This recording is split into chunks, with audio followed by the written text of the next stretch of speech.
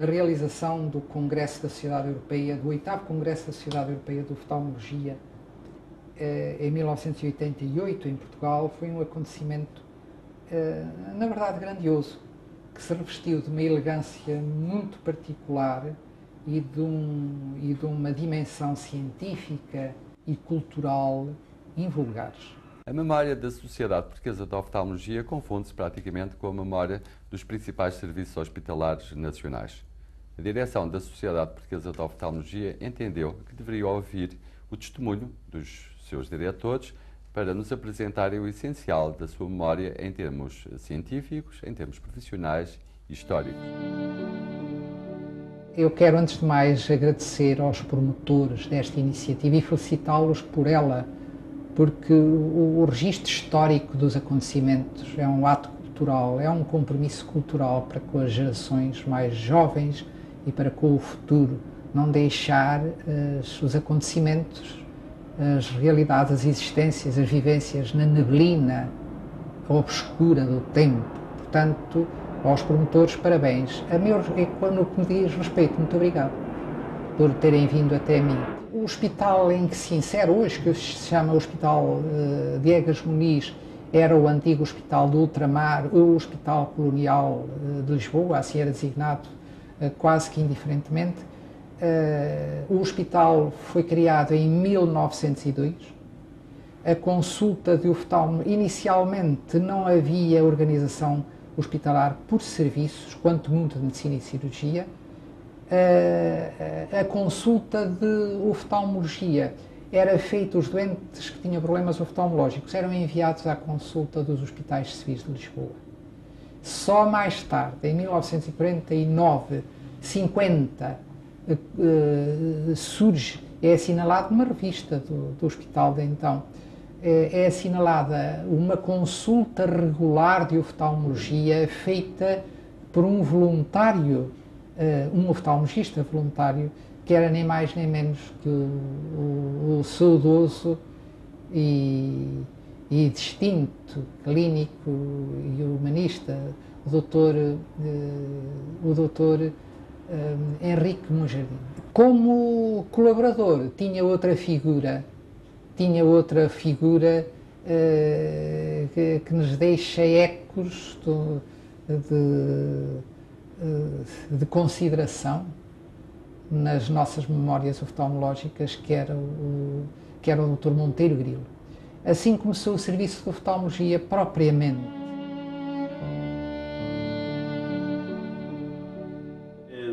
O serviço de oftalmologia dos HUC pode dizer-se que começou com o Joaquim Augusto de Sousa Refoios, depois o seu primeiro professor foi Álvaro de Almeida Matos, em Coimbra, da que seguiu António Manso da Cunha Vaz, meu pai, que foi diretor do Serviço de Oftalmologia durante bastantes anos e que muito contribuiu para o desenvolvimento deste serviço, a que seguiu o Dr. Leovigildo de Albuquerque e, finalmente, em fins de 71, já lá vão, portanto, 28 anos.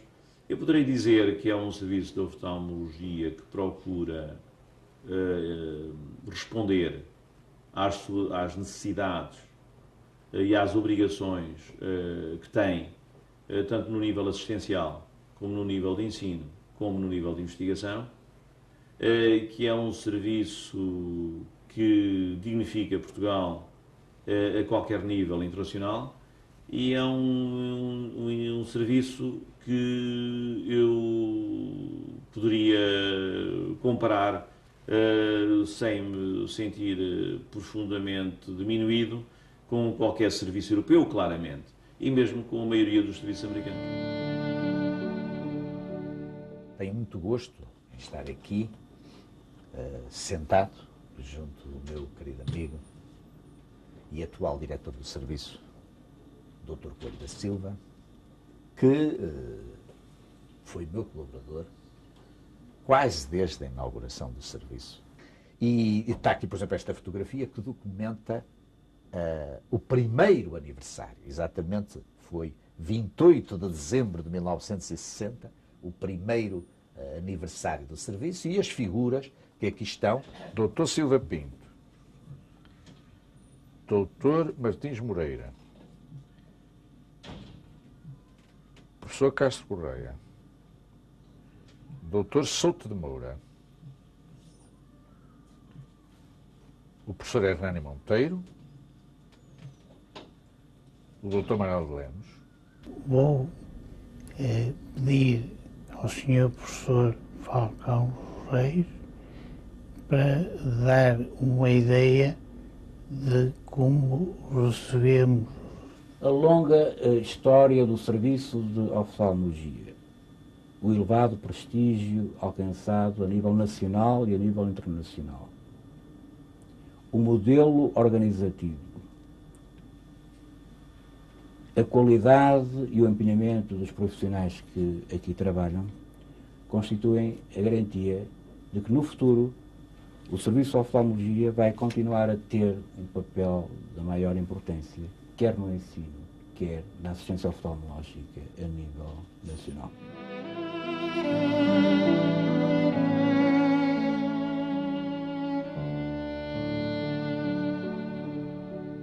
Mas é principalmente a partir da década de 71, data em que iniciei as minhas funções como diretor deste serviço, que procurei mobilizá-lo e modificá-lo profundamente. Isso começou por profundo trabalho de organização e de alargamento do próprio serviço e a criação de secções específicas. Assim, para além da secção específica de estrabismos que já existia, se criaram secções de cirurgia vitrorretiniana, de contactologia, de glaucoma, de cirurgia refrativa, etc, etc. Mas quero aqui realçar realmente a projeção internacional de serviço que tem aparecido, normalmente em cirurgia refrativa, cirurgia de estrabismos e cirurgia vitrorretiniana. Portanto, é ao deixar, digamos, este serviço em 94 que procurei lançar, digamos, as bases de continuidade, porque todos nós temos que pensar na continuidade. Quando nós saímos, temos a obrigação de deixar gente jovem. O Serviço de Oftalmologia do Hospital Santo António é o segundo serviço mais antigo do país. É um serviço que tem procurado dignificar a oftalmologia nacional e é um serviço que, mercê das comemorações do seu centenário, foi duplamente condecorado. É um serviço que, nestes últimos anos, tem procurado não só melhorar a qualidade de prestação de serviços, como, ao mesmo tempo, a sua qualidade, o seu ensino pré- e pós-graduado, a sua investigação, assim como ao recurso de tecnologias de ponta mais avançadas que vão permitir, estão a permitir, a divulgação da rede de imagem dentro do nosso serviço. Os hospitais civis é uma instituição que provém diretamente do Hospital Todos os Santos, que já tem mais de 500 anos. Portanto, é uma das instituições hospitalares do mundo mais antigas, sem dúvida. A minha entrada para o Hospital de São José é que está num jantar que foi feito, em que está presente a presidir o Dr. Sidónio Sena, que está no centro e que foi uma pessoa muito importante, além de ser um ótimo cirurgião. Foi ele que teve a ideia de criar a Sociedade Portuguesa de Oftalmologia. E está ladeado pelo Dr. Assis de Brito, pelo Dr. Pinto da Rocha, que era o diretor do Hospital Militar, e tem outras personalidades aqui que são curiosas de ver, o Dr. Meyer Garção, o Dr. Altino, que esteve no Porto, o Dr. Monteiro Grilo, pai, o Dr. José Puga, o Dr. Sousa Faro, ainda muito novinho, o Dr. Nolasco, enfim, várias pessoas mais. Eu tenho outra fotografia engraçada, posterior, já em 58, em que eu estou presente já também como interno, já antigo, interno já graduado, em que está o Dr. Sidónio Sena, o Dr. Figueiredo Pai, o Dr. Gouveia de Carvalho. Eu estou atrás e estou ladeado pelo Dr. Ribeiro da Silva, depois Morgado, o pai veio Montalvão Machado. Quando eu, há cerca de 40 anos, entrei no Hospital dos Capuchos, o Hospital dos Capuchos era um sítio aprazível, onde havia um parque interior que tinha laranjeiras, chamávamos do Parque das Laranjeiras, e, de uma maneira geral, nós podíamos circular à vontade dentro do Hospital dos Capuchos, que era uma estrutura grande. O Dr. Carlos da Maia não pôde estar aqui. Evidentemente, era o Dr. João Lisboa e o Dr. Romano Vendrell dos Capuchos, e seria o Dr. Carlos da Maia e o Pedro Abrantes de São José.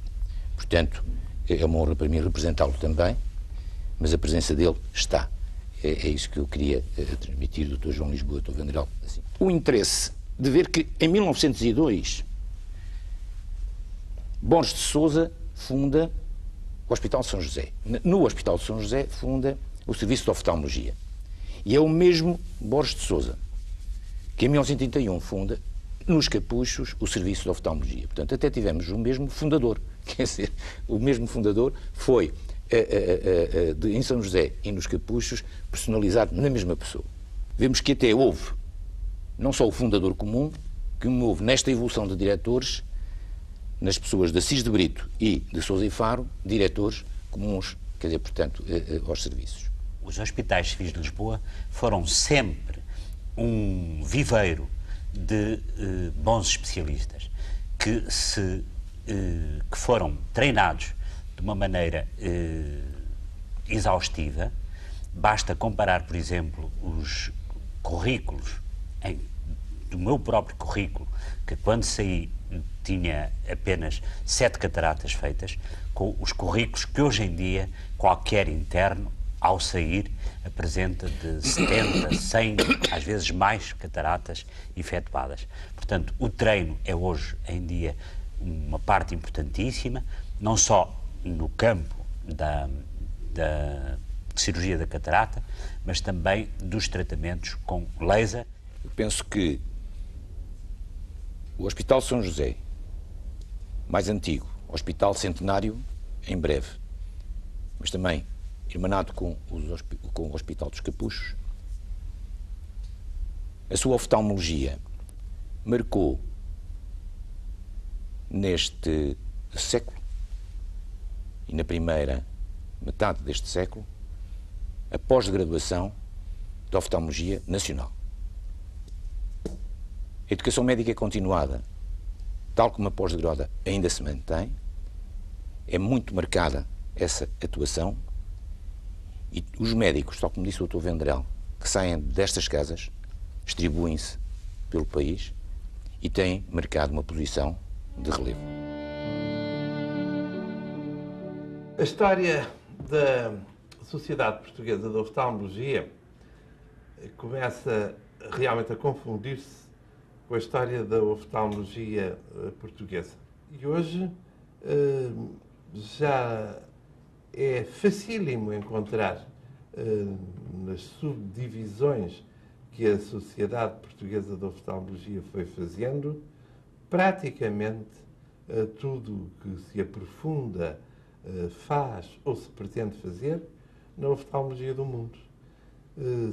Será importante que os oftalmologistas portugueses, como todos os portugueses, acreditem mais em si próprios, respeitem mais os seus valores, tenham a consciência de que houve muita gente que trabalhou para o seu progresso e que muita dessa gente, felizmente, ainda está presente para ser a memória viva daquilo que aconteceu através daquilo que fizeram.